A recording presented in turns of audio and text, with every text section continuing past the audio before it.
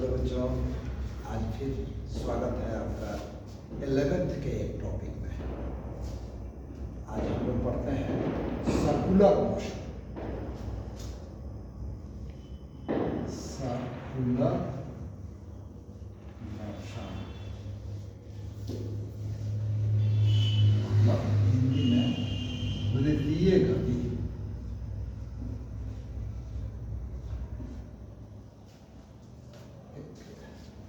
जानते हैं सर्कुलर वृत्तीय गति, सर्कुलर मोशन का मतलब कि if a body moves on a circular path, it's motion is called circular motion. यदि कोई वस्तु एक वृत्तीय पथ पर घूमती है तो इसके गति को हम वृत्तीय गति कहेंगे। ठीक है।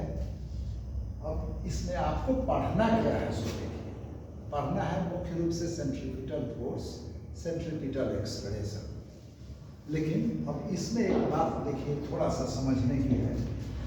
मान लीजिए कोई ऑब्जेक्ट इस सर्कुलर पाथ पर घूम रहा है कुछ इस तरह से कि इसका वेलोसिटी यहाँ भी 5 मीटर पर सेकंड है, यहाँ भी 5 मीटर पर सेकंड है, यहाँ भी 5 मीटर पर सेकंड है, यहाँ भी 5 मीटर पर सेकंड है। मतलब कि हर जगह वो 5 मीटर पर सेकंड के वेलोसिटी से घूम रही है। तो अब यहाँ यह बात देख करके आपको बताना है कि यह इसकी गति जो है, इसका मोशन जो है वो यूनिफॉर्म मोशन है कि नॉन यूनिफॉर्म मोशन है। यूनिफॉर्म मोशन है कि नॉन यूनिफॉर्म मोशन है। आप यूनिफॉर्म मोशन में जानते हैं कि वेलोसिटी सेम रहता है।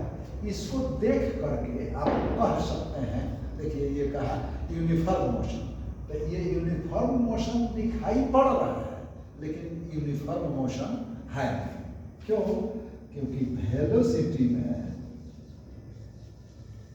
देखिए ये मैग्नीट्यूड और डायरेक्शन दोनों होता है।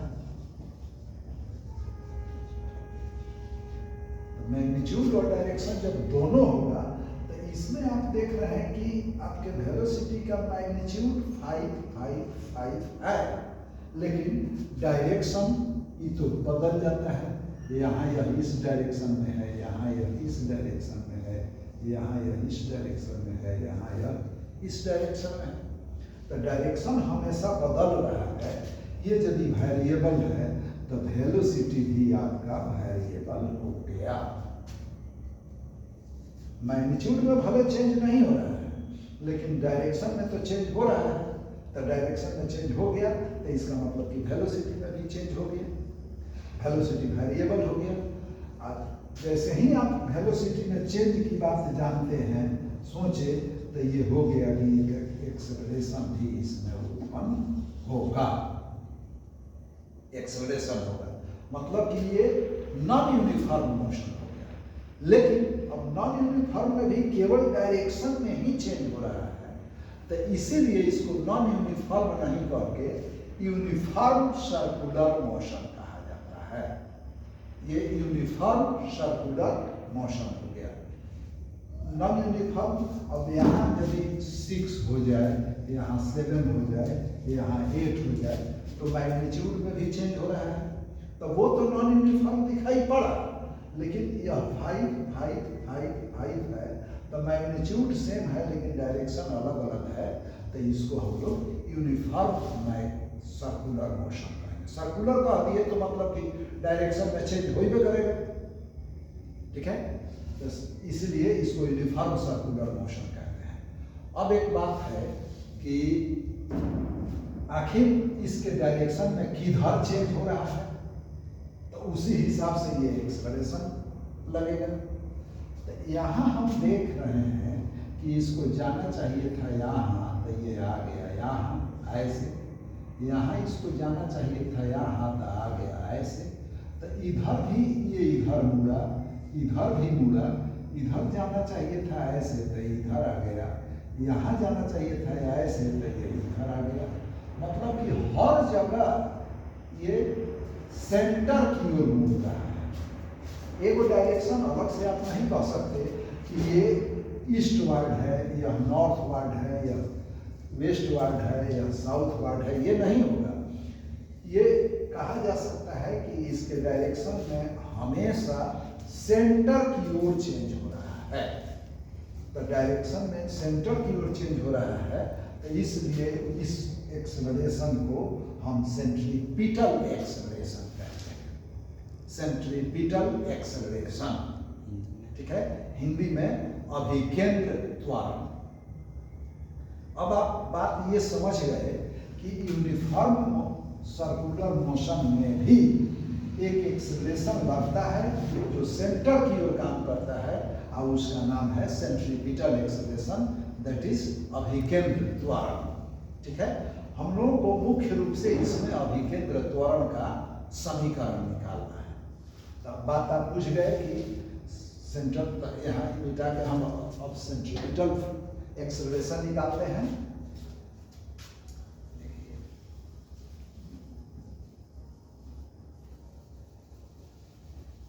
अब बात, भले सर्कुलर मोशन हम ऊपर लिखे हैं, लेकिन अब यह बात हो गया यूनिफॉर्म सर्कुलर मोशन।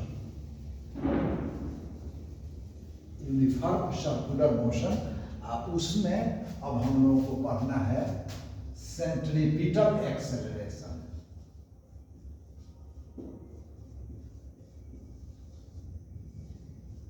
एक्सेलरेशन जिसको हिंदी में अभिकेंद्र त्वरण कहते हैं।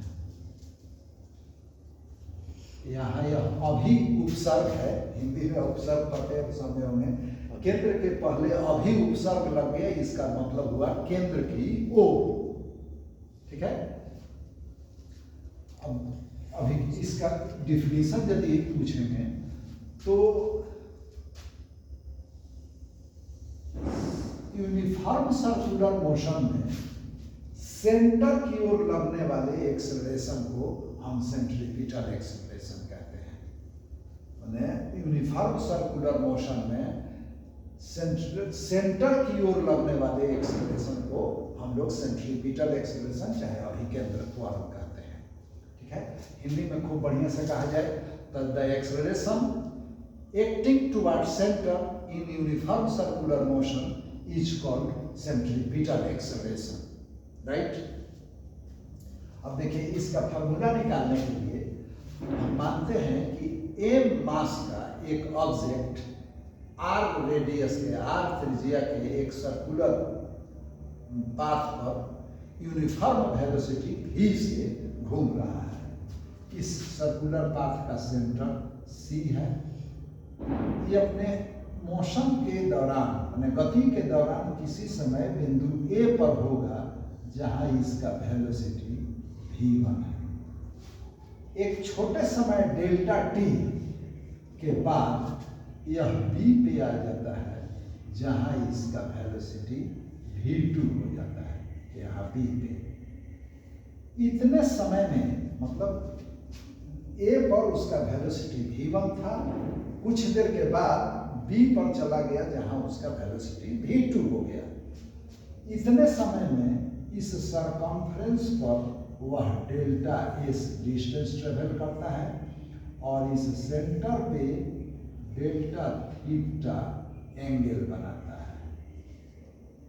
इस सर्कुलर पाथ का रेडियस r है। एक बात ये बता देते हैं, m मास का एक ऑब्जेक्ट r रेडियस के सर्कुलर पाथ पर यूनिफॉर्म वेलोसिटी से घूम रहा है। किसी समय a पर उसका वेलोसिटी v1 है और डेल्टा t समय के बाद वह b पर चला जाता है जहां उसका वेलोसिटी v2 है।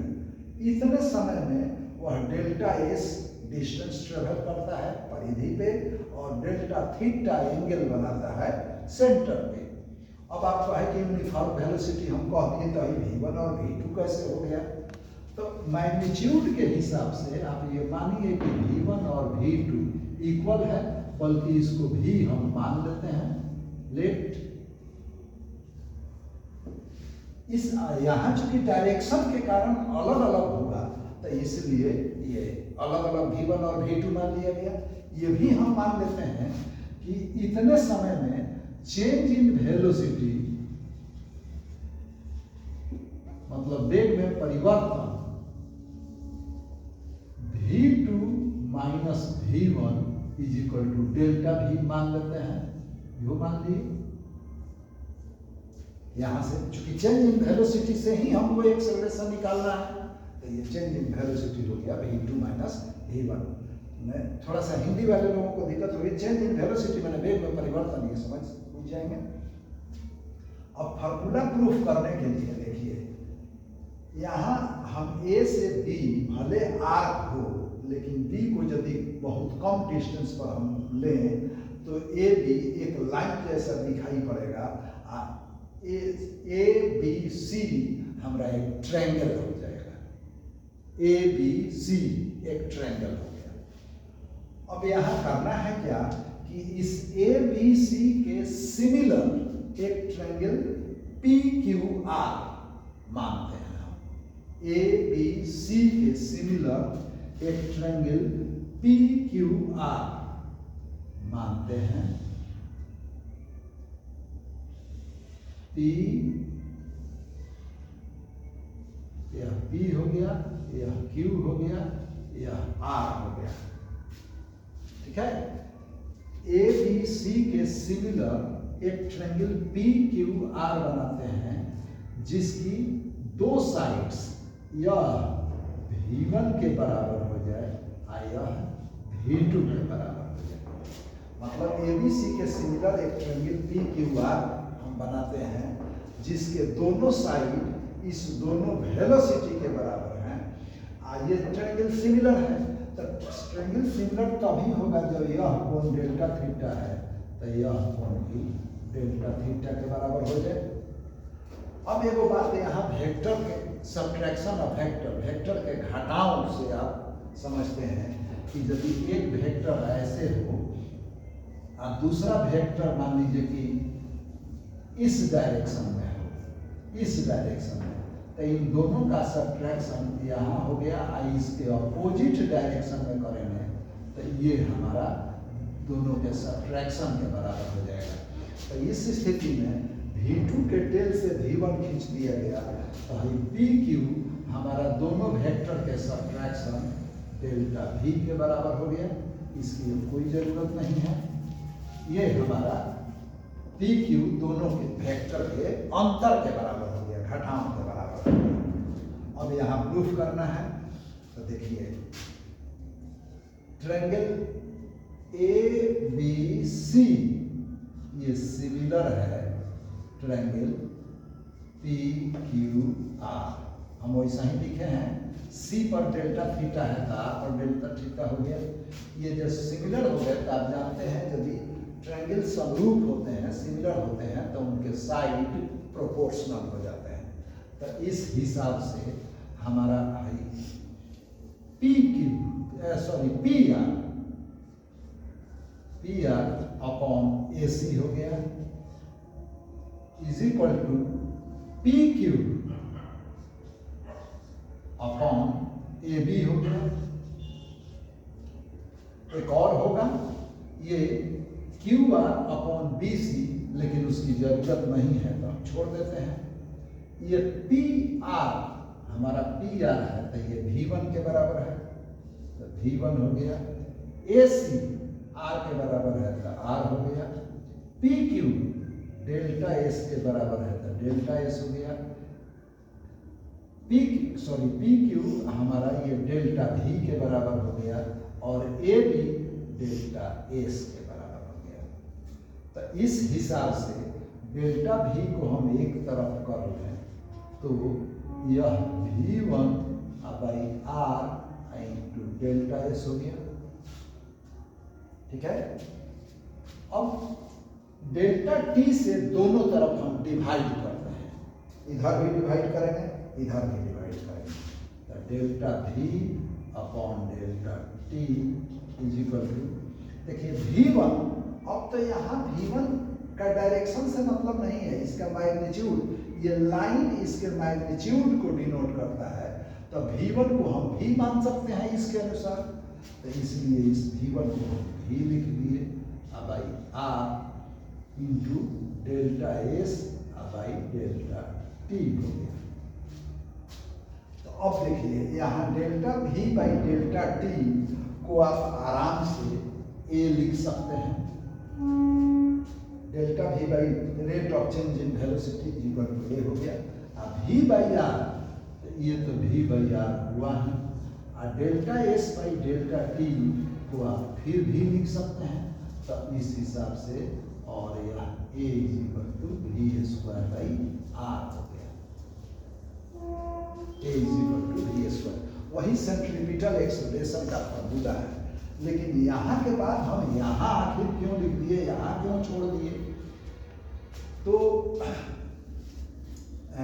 इस डेल्टा V मैंने छोटा वेलोसिटी, डेल्टा T मैंने छोटा टाइम, और आप जानते हैं कि छोटा का मतलब स्मॉल का कोई मतलब नहीं, सीधे स्मॉल कह दिया जाए तो स्मॉल 1 सेकंड भी स्मॉल हो सकता है in respect of 1 day, and 1 day is small in respect of 1 year.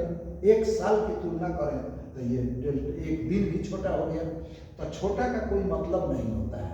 तो बायोलॉजी वालों के लिए भी थोड़ा सा हम बता देते हैं, मैथ वालों के लिए बता देते हैं कि जहाँ भी delta V by delta T type का कोई चीज आए उसको पहले हम कैलकुलस की भाषा में बदलते हैं, और इसके लिए हम दोनों तरफ लिमिट लेते हैं, taking limit when delta T tends to 0। लिखने का तरीका है लिमिट को LT लिख दिया जाता है, और डेल्टा T टेंड्स टू 0, ये delta V by delta T हो गया, इज इक्वल टू इधर हो limit delta T tends to 0 और delta S by delta T हो गया।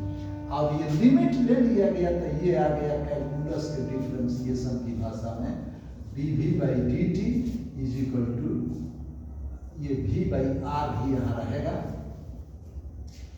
V बाई R, तब delta S by delta T, और यह V बाई R तो रह गया ऐसा ही, और ये ds बाई dt हो गया।